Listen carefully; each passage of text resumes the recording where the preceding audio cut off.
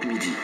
Il est 13h04 sur Europe 1. Place au débat d'Europe Midi avec vos invités Maxime et bien sûr toutes vos réactions sur Twitter avec le hashtag E1Midi ou au 3921. Et voici donc le débat du jour sur Europe 1. L'État est-il en train d'asphyxier les départements? Si nous posons la question aujourd'hui, c'est parce qu'un mouvement de grogne est en train de monter. Beaucoup de présidents de conseils départementaux se plaignent de la baisse des dotations de l'État. Un peu plus d'1 milliard d'euros cette année encore. Vous l'avez peut-être entendu dans le journal de midi et demi d'ailleurs. Pour protester, eh bien, le président du conseil de Corrèze a demandé à ses agents de ne pas trop travailler ce matin. Alors l'État est-il en train d'asphyxier les départements? Pour en débattre avec nous en studio, Agnès Verdier-Molinier, bonjour. Bonjour Maxime. Vous êtes directrice de l'IFRAP, la Fondation pour la recherche sur les administrations et les politiques publiques. Et en ligne avec nous par téléphone, Pierre Bédier, bonjour. Bonjour. Vous êtes président du conseil départemental des Yvelines et vous êtes premier vice-président de l'Association des départements de France. Pierre Bédier, est-ce que vous pouvez être très concret et nous dire ce que cette baisse des dotations change dans votre département?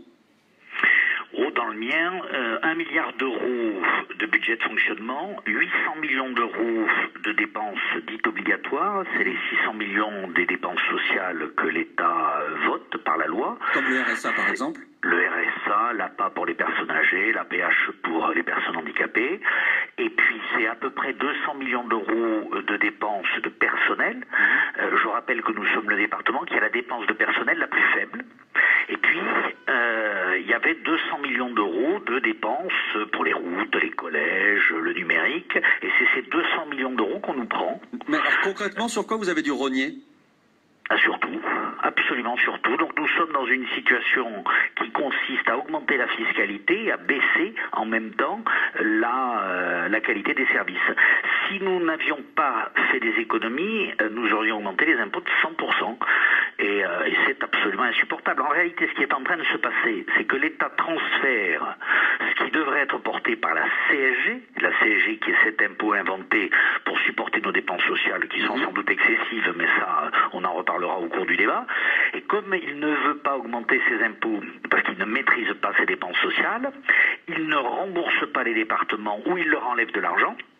Il fait les deux, d'ailleurs, c'est pas où, et il leur enlève de l'argent. Et c'est donc nous qui augmentons les impôts. Et on transforme progressivement la taxe foncière additionnelle des départements en nouvelle CSG, ce qui est absolument non transparent et de mon point de vue totalement scandaleux. Agnès Verdier-Molinier, est-ce que vous confirmez que les départements aujourd'hui sont tous dans une situation financière très compliquée? Oui, tout simplement parce que les départements sont devenus en fait de véritables grosses caisses sociales. La majeure partie des dépenses des départements, plus de la moitié, ce sont des dépenses sociales aujourd'hui. Il faut bien comprendre ça pour comprendre l'enjeu des finances départementales. Alors oui, l'État est paradoxal dans cette affaire parce que en même temps, il augmente les dépenses pour la pauvreté, qui sont beaucoup portées par justement les départements. On parle du RSA, de l'allocation pour les personnes âgées. Tout ça, c'est mouliné par l'échelon départemental et ensuite distribué par les caisses d'allocation familiale. Et c'est vrai que les plans pauvreté qui ont été décidés ces dernières années, Nicolas Sarkozy a mis en place un plan pauvreté, mais aussi François Hollande, ils ont décidé d'être très généreux, mais finalement pas vraiment avec leur argent puisqu'ils n'ont pas totalement compensé le coût de ces plans pauvreté. Et on voit que le RSA notamment a augmenté ces dernières années. Depuis 2001, par exemple, on a fait le calcul, c'est plus 28% d'augmentation. Alors en plus de ça, il y a cette espèce de tenaille qui se passe parce que du côté du nombre d'allocataires, on a une augmentation très importante. Rien qu'en Île-de-France, quand on regarde certains départements, en Seine-et-Marne, on a 8% d'augmentation entre 2013 et 2014, dans les Yvelines 9,9, etc. Donc il y a une explosion du nombre d'allocataires, une augmentation des montants qui sont versés et en parallèle une baisse des dotations, on l'a bien compris. Alors le problème, c'est qu'en réalité, on n'aura pas plus d'argent public dans les prochaines années et que la solution d'augmenter les taxes foncières, qui a été celle qui a été adoptée par les départements, n'est pas la bonne. Alors quelle autre solution vous proposez ? Alors l'autre solution, c'est de tout réorganiser. C'est pas simplement de se poser la question de l'échelon départemental, mais de se poser la question de la concurrence ou de la, disons, du trop-plein d'échelons différents avec les caisses d'allocation familiale, avec les centres communaux d'action sociale, de la délicatesse d'un système où c'est l'État qui décide d'augmenter les dépenses, mais où c'est un autre niveau qui paye finalement, au final. Donc là, il faudrait fusionner les départements et les caisses d'allocation familiale et les centres communaux d'action sociale, avoir une seule aide et pas 15 aides différentes, l'APA, la hache, le RSA, l'allocation logement, tout ça, ça devrait être fondu dans une seule aide, un crédit universel qui serait plafonné et qui serait imposable. Pierre Bédier, qu'est-ce que vous répondez à Agnès Verdier-Molinier? Il faut simplifier les choses. Ah mais je pense qu'elle a totalement raison, son diagnostic est le bon. Et alors ensuite, dans ce qu'elle dit, je le dirais différemment. Bien entendu que la solution, c'est pas d'augmenter l'impôt local. Mais il faut bien comprendre que le président de département, lui, est obligé de l'augmenter parce qu'il peut pas avoir un budget en déséquilibre où il peut pas ne pas payer. Mais Madame Verdier-Molinier a 1000 fois raison. Il faut réorganiser tout notre système social, faire des fusions avec les CAF. Je trouve que c'est une excellente idée. Simplifier ces aides, les unifier, bien sûr, c'est tout à fait ça. Le problème de la France, c'est pas moi l'expert, mais je vais quand même insister sur ce point. Allez-y. Il y a en moyenne au CDE 25 points du produit intérieur brut consacrés aux dépenses sociales. En France, c'est 32 points, c'est-à-dire 7 points de plus, 140 milliards d'euros. Et c'est notre problème, c'est qu'on n'a pas les moyens aujourd'hui. Non seulement ça plombe notre compétitivité économique, mais en plus on n'a plus les moyens de payer ça. C'est ça qui crée du déficit. Mais c'est le modèle français d'être plus protecteur que les autres. Oui, mais jusqu'où? Jusqu'à la faillite? C'est plus une protection, la faillite. Agnès Verdier-Molinier, il y a une autre question aussi qui se pose. Est-ce que les départements n'ont pas d'autres sources d'économie possibles, notamment en termes de ressources humaines et de personnel?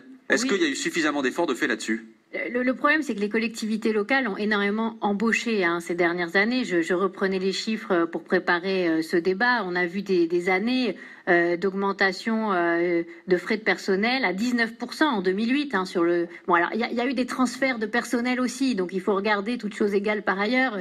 C'est un peu compliqué, mais on voit bien que les personnels techniques, par exemple, qui ont été transférés de l'État au département, qui s'occupent de la propreté, par exemple, dans les collèges, ceux-là, il y avait un certain nombre transférés par l'État, en tout 90 000, et puis maintenant ils sont plutôt 120 000 au total des collectivités entre les départements et les régions.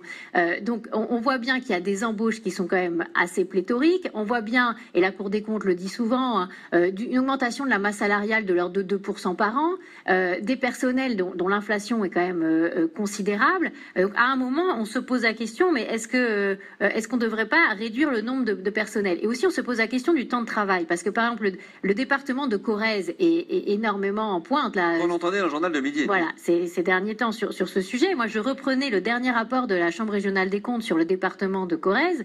Et là, j'ai sous les yeux la feuille qui me montre que les heures travaillées dans l'année, elles sont bien inférieures aux 35 heures. C'est-à-dire, on n'est pas aux 1607 heures annualisées, c'est-à-dire les 35 heures calculées dans l'année pour que vraiment les agents soient aux 35 heures. On est à 1552 heures. Et ça, dans énormément de départements, il y a un temps de travail inférieur au temps de travail légal. Pierre Bédier. Alors, j'entends l'argument sur le temps de travail. Effectivement, nous avons des marges de progression. Je veux dire à Madame Verdier-Molinier que sur les augmentations de salaire, nous n'en sommes pas responsables puisque c'est l'État qui les décide. C'est aussi un des paradoxes. Et ensuite, il faut être bien conscient que l'État nous a transféré des responsabilités. Et en nous transférant des responsabilités, il nous a parfois obligés à prendre du personnel. Je vais vous raconter une anecdote, elle est vraie. Lorsqu'on a transféré au département la gestion du handicap, on n'a pas transféré automatiquement les personnels puisqu'on a permis au personnel d'État de choisir entre rester à l'État ou venir au département. Comme dans le département des Yvelines, pour être très concret, ils n'ont pas voulu venir, l'État a conservé ses personnels et nous avons dû embaucher des personnels puisqu'on nous confiait cette mission. Donc le problème, là où elle a raison, c'est qu'il y a une augmentation générale qui est liée au choix qui a été fait, qui est un choix technocratique, c'est un autre débat, mais qui est celui de l'intercommunalité. Quand vous regardez ce qui est en train de se passer en France, les régions, les départements, les communes stabilisent à peu près leur embauche, ça n'est pas le cas avec ce phénomène de l'intercommunalité. Je vais juste revenir sur un point que vous avez évacué très vite dans votre réponse, c'est sur le temps de travail des fonctionnaires territoriaux, des fonctionnaires départementaux. Qu'est-ce que vous faites, vous, aujourd'hui, dans votre département des Yvelines, pour faire, j'allais dire entre guillemets, faire respecter les 35 heures pour que vos agents travaillent vraiment 35 heures? Alors, moi je pense que nos agents travaillent 35 heures, même certains travaillent bien au-delà. C'est vrai que nous n'avons pas de pointeuse. Est-ce qu'il faut en revenir à ça? Je n'en suis pas certain. Nous sommes en train de faire un effort qui est quand même assez substantiel, puisque nous ne renouvelons aucun des départs en retraite, donc nous voulons faire baisser le nombre. Je suis de ceux qui pensent que lorsqu'on fait des économies, absolument nécessaires, il faut les faire dans le temps, maintenant l'effort dans le temps, et pas asséner des mesures brutales qui peuvent ensuite dégénérer en grève, etc. Voilà, ça n'est pas toujours très simple. Vous ne la voyez pas, Pierre Bédier, mais Agnès Verdier-Molinier lève la main, et quand elle lève la main, généralement, c'est qu'elle a un chiffre à nous donner. Dans les Hauts-de-Seine, moi, la dernière information que j'ai, elle remonte à 2006 et tous les rapports suivants, c'est de l'ordre de 1593 heures par an et non pas les 1607 heures. On est dans les Yvelines, là, avec Pierre Bédier. Oui, mais dans les Hauts-de-Seine, c'est pas loin. Et vous savez bien qu'il y a un projet de fusion Yvelines-Hauts-de-Seine. Donc là, on est clairement. Alors, c'est vrai que dans les Yvelines, c'est un des départements les mieux gérés en termes de dépenses de fonctionnement. On l'avait bien montré dans notre étude sur les départements. Et on avait montré qu'il y a aussi une difficulté spécifique pour les départements, c'est que quand vous n'atteignez pas votre maximum de potentiel fiscal, c'est-à-dire le maximum que vous pouvez finalement augmenter les taxes foncières, on vous baisse aussi votre dotation globale de fonctionnement et on vous dit on va vous prendre un peu plus en péréquation, c'est-à-dire pour aider les autres départements limitrophes. Donc il y a toute une question de valoriser les bons gestionnaires qui n'est pas du tout mise sur la table aujourd'hui. Aujourd'hui, c'est plutôt la valorisation, c'est plutôt le bonus à celui qui gère mal, qui dépense plus, qui fait pas, qui contrôle pas le temps de travail des agents, qui fait pas baisser l'absentéisme et qui taxe plus. Voilà. Donc la question, c'est le bonus pour les bons gestionnaires. Je suis désolé, je suis obligé de vous couper, Pierre Bédier également. Je suis désolé, on arrive à la fin de ce débat. Merci à vous, Pierre Bédier, d'avoir été en direct avec nous par téléphone, président du conseil départemental des Yvelines. Merci Agnès Verdier-Molinier, directrice de l'IFRAP. Merci d'avoir débattu sur Europe 1.